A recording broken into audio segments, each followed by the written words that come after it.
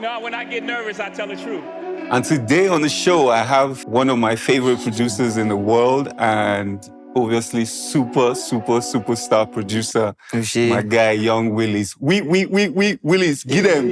Yeah. First of all, welcome to the show, Willis. Thank you so much. Let's start from Willis, give them. Like, how did you actually come up with that tag? And I know that a lot of people also get it wrong. Like, people say, is Willis kill them? No, So let's set it straight. I'm not killing anybody. Willis keeps them. So I'm giving music. And yeah, I got it back when I was in university, and that's how I got the idea. Willis keeps them. Nice. But it's not me. It's not me saying I'm killing anybody. It's Willis keeps them. I'm giving them music. Abby, yeah. That's nice. That's nice. Was it your voice? Because sometimes I actually hear your voice in it. Oh yeah, so I did one, and then my friend did one too. Oh, okay. So that your friend now too is Grammy nominated. Yes. Based on saying voice feature. Yes. So. Yeah. There's a lot to talk about, But to start with, back in the day, as far as production goes, you go just most times like an artist just, hit up a producer and just like it was very simple. Like I want to make a track, and then, they offer. You guys agree on X amount, and I pay you, and you make the music, and then I go, and But these days things have really changed. We hear about publishing, we hear about split sheets. It's a whole lot, So can you walk us through that, like especially for young producers who are coming up who haven't really understood that yet, and even artists as well? What's really going on with that? So right now, the music industry is so big. You have to take advantage of every opportunity and everything that should be for you as a producer. Before now, like you said, they would just meet the producer, guy, I want the beat, take the money, and that's it. But we're in it for the long run. Yeah. So it's only fair that, thank God to the people that created the whole royalties situation. So it's only fair that at least the producer, even if you get the production fee, because it's called production fee, you also get royalties, because that song is forever, it's history. Yeah. True. Meaning that whether in 15 years' time, if it's a hit, it's a hit, and it would make sense for the producer who made the beat or maybe even arrangement to get his, due credit. So we have production fee and then we have royalties. If you're a young producer, you need to register yourself with one of the body collections, which can be BMI or PRS. So if you don't know that, go on YouTube, type BMI, PRS, know more about royalties. Because right now, to be honest, that's one thing that also sustains me. That's why I'm okay. That's why I don't need to rush to go and enter the studio with another artist immediately. Yeah. It makes sense. Yes. Like for me, my own thing is I want to work with people who are ready to work with me. Yeah, I feel you. That's just me. Some producers, they want to work with everybody. Yeah, I want to work with people who are ready to work with me. So how do you know when somebody is ready to work with you? Well, how do you... So this is how I differentiate it. We're both human beings. It's energy. Yeah. If I meet... does not mean that I wouldn't want to reach out to the artist. So it's not like I'll form big boy, Yeah. But like if I reach out to the artist, I have this sound, I think it would be nice for you. Yeah. And the artist shows interest. And I'm like, okay, can we book a session? You booking a session has already shown me that you're committing to work with me. That makes a lot of sense. Do you understand? It shows that you respect me enough that, okay, we're going to share ideas in the studio, and then you're paying for it. Yeah. That really shows me.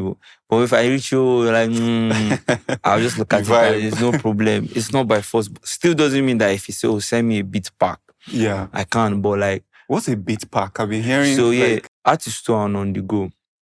They're traveling. Yeah, they're on tour. True. So an artist might just want to like hear your sound while he's on tour, listen to it, and understand what he wants to come before he works with you. Yeah, okay, that makes sense. But sometimes it's issue because we have had issues where you can send beat pack. You can almost tell it's like your idea, but later maybe they just go and reproduce it. Yeah, that's crazy. So it's dicey. That one too is another problem. That's crazy. But at the end of the day, like me, I send beat pack to people that I just feel like the energy is genuine. Okay, that makes sense. I don't feel like they should have this. That makes sense. That's really insightful. And that's what, on this show we try to do, try to give build, knowledge. Talking about production fees and all of that. What is your lowest production fee charge ever? I mean, all time before you like from the day you started producing. My lowest production fee would have been back in uni. Shout out to Afrobeats. Back in uni. Afrobeats University. I'm always proud of my university. Oh, that's nice. That dope. School really helped me become who I am today. So I always like to give shout out to my university. That's dope. Shout out to Abuja University. Yeah.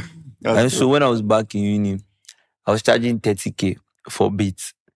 Then, 30K? Yes. Wow. But I mean, that year, 30K was not bad now. last in school, yes, now. And students, you have to keep them. Then I now increased it to 50K when I had one big song going on that year. Then I think when I graduated, came to Abuja, I moved it to like 70, 80. From there, it went to 150. Greener pastures. And then, now like this, we're charging dollars. Nice. You better have money before you call me. No, but at the end of the day, regardless of money, one thing I always do is, even when someone has like, say for upcoming artists or... I mean, it has to be for upcoming artists because if it's already a blown artist, I can't come and say, oh no. Do you understand? But we'll definitely have the negotiation of this is my fee, this is what I charge, and this is what, and then if you agree, you start. Because that's another dicey part.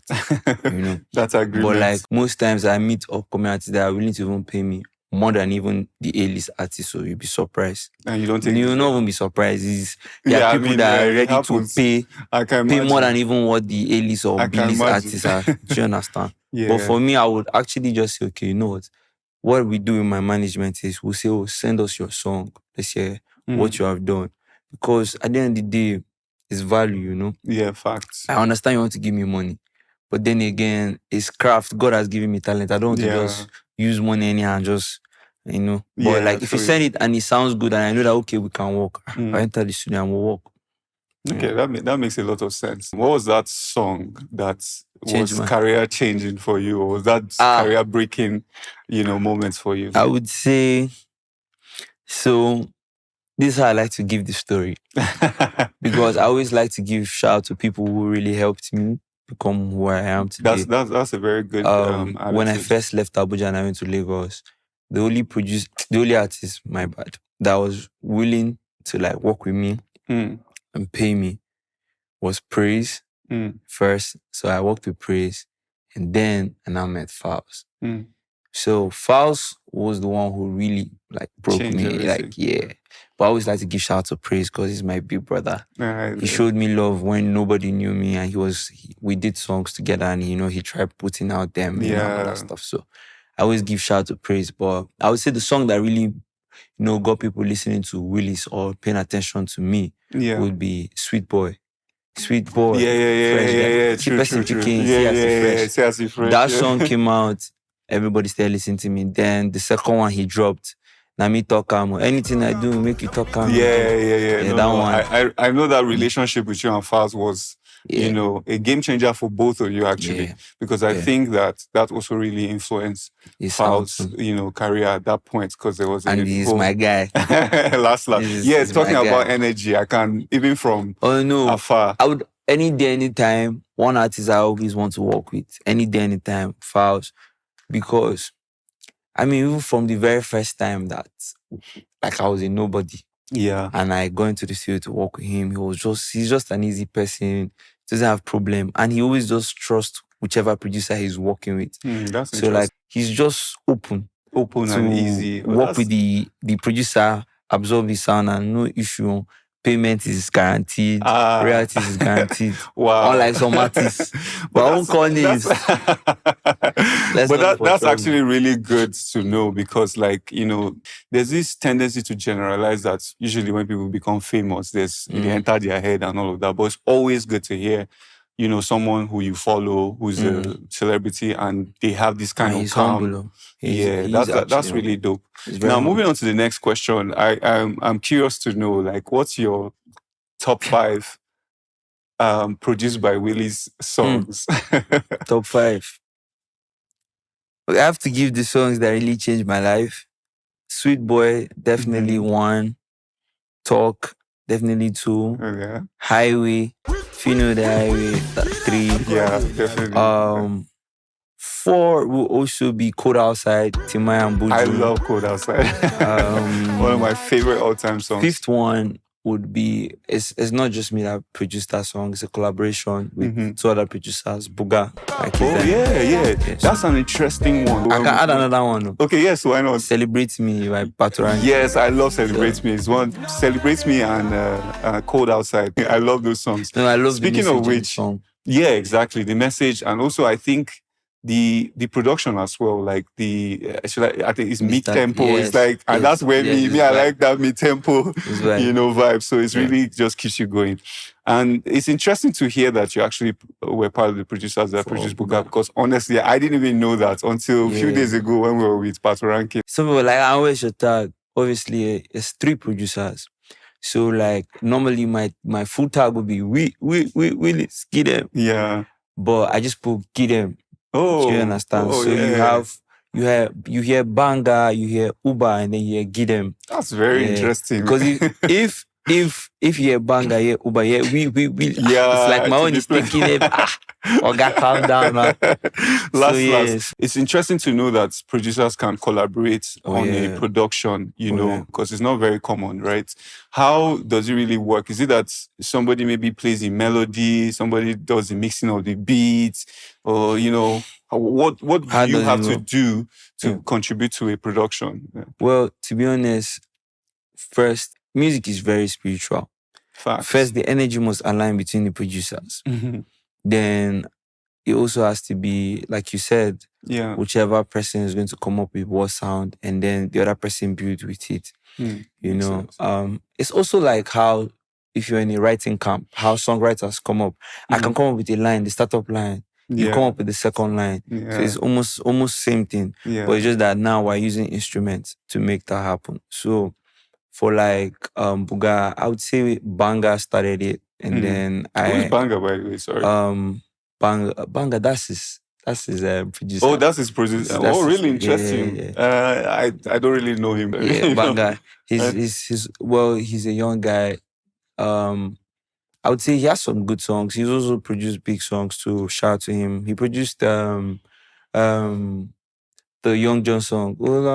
Oh, really? Yeah. Wow. And he produced for Magic too. Correct guy. He's a dope producer. That's dope, man. That's dope. Yeah, and then Blaze. Uber. Yeah. Blaze is an Abuja boy, Yes. So, I mean, it was basically just energy. Everybody's energy agreed.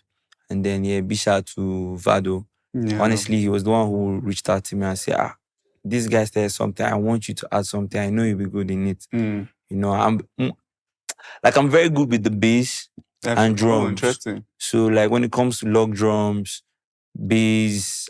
Not that you're saying it's actually making sense. I think when you hear my party beats, like dance beats, like my log drums, bass, very, very heavy on it. So I think that's what made him call me. But I did my own piece, and everybody did their own. And then the song came out, and it was really a big cool, one. Man. Thank God. That's really cool, man. To know that that's also possible, and how you guys were able to just come together. Because I agree, it takes a lot energy for collaboration to be successful. So that's really good. Now the next thing I wanted to talk about is that these days, like, I noticed a trend where a lot of people just, because of this recording camp and people just record in like hotels, just about anywhere. Some people, they even record for front of oceans these days. So, and that's really affecting even like young production artists, quality. Especially for young artists that have not really reached anywhere. They just see that and like, oh yeah, we can now do it. And they just buy a shabby mic and all of that. But I wanted to hear from a producer's perspective. Is that really a best practice? And does it also mean that there's no future for like recording studios? Oh, no. I think that there are different factors that have brought that whole situation. Obviously, I think people don't understand how being in the studio should not be underrated. It's very important. But I feel like what happened was people did that because, just in case an idea hits me, like me now. Right now, I'm in Abuja right now. I have a mini setup in my apartment. Do you understand? Yeah. Just in case any idea hits me. Yeah, makes sense. I come up with it. I can finish it in my studio back in Lagos. Yeah. So I think that was the whole idea. Then some people now took it to the point, like for Lagos, there's also the point of you want to go to the studio, but there's traffic. So mainland island problem. You know that traffic before you reach studio and there's traffic, idea don't jack back. No be like. You understand? So I think these are different factors that created that thing. But here's the thing, like, does it also, like, I mean, I get it from the perspective of not losing an idea, proximity, and, you know, that energy of the moment, right? But does it mean that after you finish recording, you need to go back to the studio? Because interesting. Why you need to go back to the studio is for different reasons. It depends on where you record. Sound engineers now, I'm calling them magicians because, like you're saying, a proper booth where you can record is treated. Yeah. So that would help your engineering very nice because you record in a proper place. Yeah. And it's going through the right, processor and everything. Yeah. So there's no noise. But obviously, some people now don't care. They just record anywhere and still send to the engineers. That's why I call them magicians. Because they still have to find a way to, kill all those noise and still make it sound good. True. But I'll be honest and tell everybody now that we need to stop that habit. Reason why is because every time we hear an American song or an American record, everybody's like, see the clarity. Why is it their own sounding different from our own? It's because of all these things. They are very detailed. We have, and that's why I always tell people, there's recording engineer, which work is to come and record you. There's mixing engineer that will mix. In Nigeria, we have one. Sadly, me, it's just that I had to force myself. To do naturally, yeah.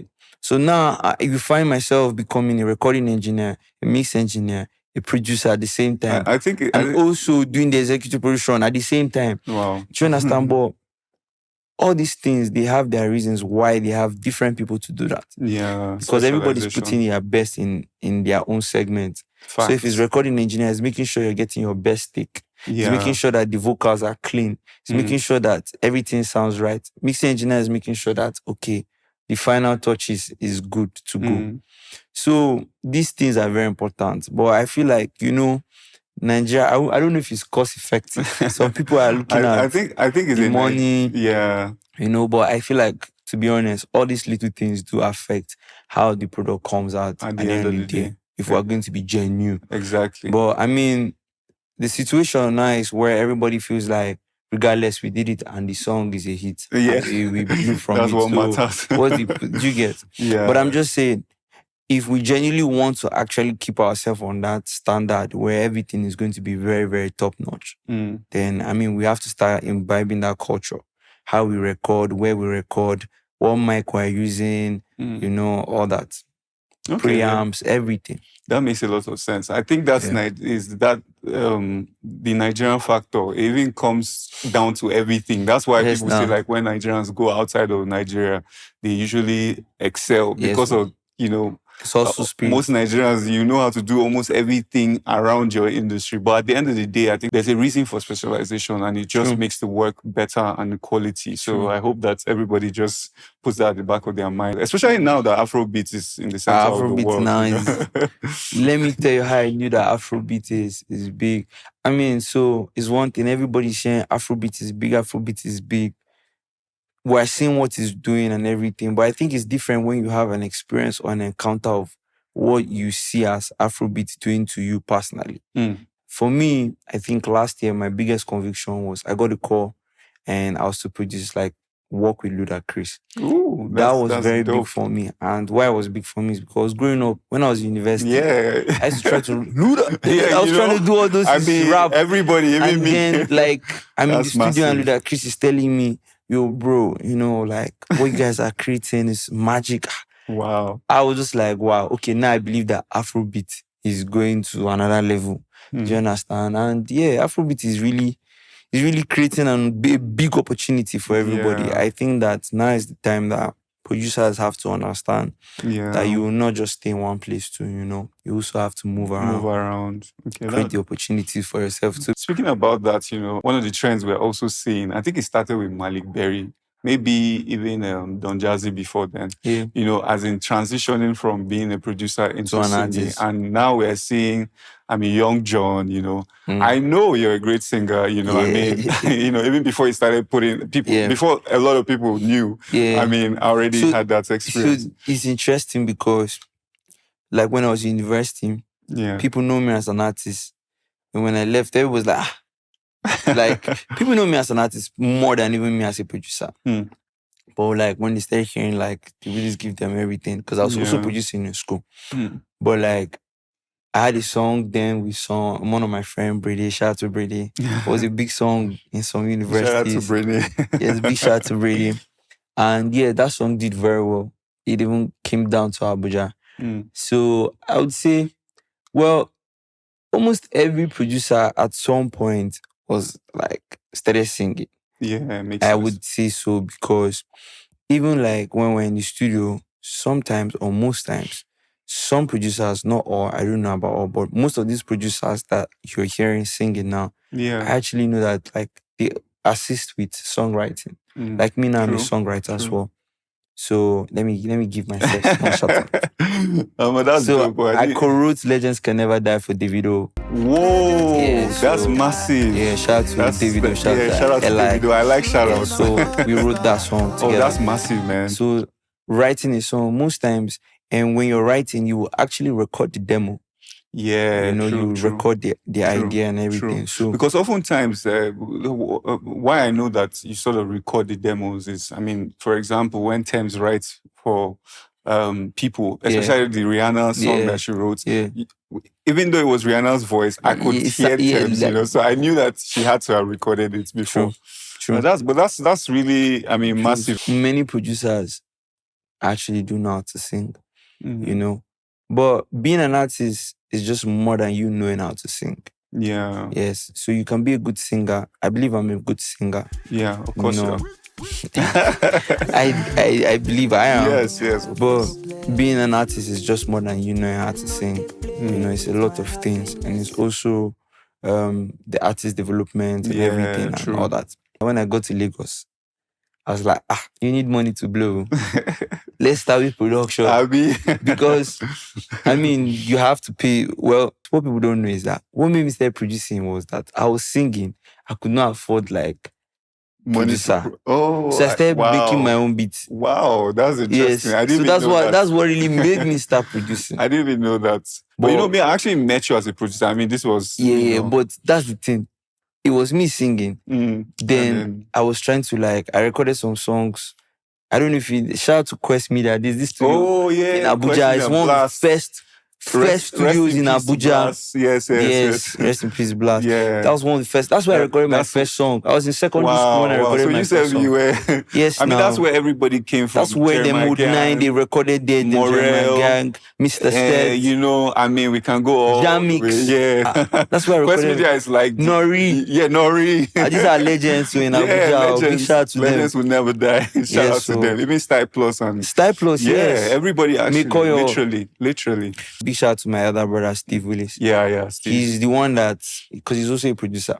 Really? Yes. Wow. In fact, he's the first person that, you know, gave me the idea of what production can be, because he used to produce on PSR, the keyboard. Yeah. You know, then you produce and put his floppy disks. So I used to watch him. That's where the whole background started from. Wow. I watch him and all that, and then he started going to Quest Media. He would produce there. Then one day I was not begging him that I can rap or I can sing, you know, and then I was bearing 1 year name. I beg, I want to know the name. Young Dizzy. Young Dizzy. I guess you were dizzy. No, it was the influence of Lil Wayne, Lil Weezy. Like, I love Lil Wayne that time. So that's why I was a rapper then. So Lil Wayne was my big inspiration, was my biggest inspiration. I think Lil Wayne, like, is an era of music globally. Yes. Like, so Lil Wayne was my biggest inspiration. Then obviously started doing that. After that, then my brother was like, I used to rap. I was like, okay, let me hear. He was like, not bad. And then I was begging for studio. And you know, and I think that's like what you're saying. Like back then, now it's not about having studio in the room and everything. You have to go to the studio and record. So I was begging him for studio session. So what will happen is when everybody are finished for the day, maybe he just want to pity me. You just, okay, I'll give you maybe 30 minutes. So that 30 minutes now, you must have written your verse. You only get one chance to blow. See, they're not going to give you multiple takes. So as you have that mic, maybe it's giving you 3 takes for first verse. Sounds like analog production. Yes, now, so you don't rehearse them well. That's crazy. So, I mean, you can't. So having this type of background, singing already is like, this was what I wanted to do. You know. But when I got to Lagos, and one funny story is what people might know or know, but I would not say it. Why? But I would say that Emma is a very big inspiration to me. You know, Emma was interested in me. Oh. Emma knew I could sing, and he knew I could produce. So he asked me, which one do you want to do? You know, and that question was a very strong one for me. You know, but I would always say big shout to Emma. I guess if you could see into time, but he wouldn't have asked that question now, because like it's really better if you can do both. You know, Emma is also a producer. Yeah, definitely. Yeah, very dope producer. Most of the songs that the knowledge that I think that anyway, Misha, because I'm a big MI fan and Jesse Jack fan. Same man. Emma and Jesse Jacks, any day, anytime. Facts. Like I'm a big fan of them. To be very honest, when I started production, then what I used to do is how I got better was I would reproduce Chocolate City songs then back then. Like all those, you know that time of Chalk Boy era? Yeah. Like Overkilling It. Yeah. I reproduced it. I would listen to it more than 15 times. Wow. And I think that helped me because massive. I was just trying to understand what the producer was thinking. And I think it's Jesse Jacks that produced that song. Yeah. Jesse used to be. He was the one that produced it. So I would just always listen to it over and over to understand what he was trying to create. You started in Abuja, and you know, and Abuja, to me, the best way I can describe it is like, it's like what Nigeria is with crude oil. You know, like you sell this crude oil cheaply, put it that way, and then you buy the refined products. So it's like we have a lot of talent. Look at you. I mean, we can go. There's just too many people, too many top producers in Lagos, too many good artists in Lagos that started in Abuja or can trace their roots to Abuja. So, what do you think is responsible for that, for people, that migration to Lagos? And, you know, how difficult is it, you know, for an artist or a producer to make it from Abuja, especially because you've gone through this? Well, so I would say times are changing. Things are becoming different from how they used to be.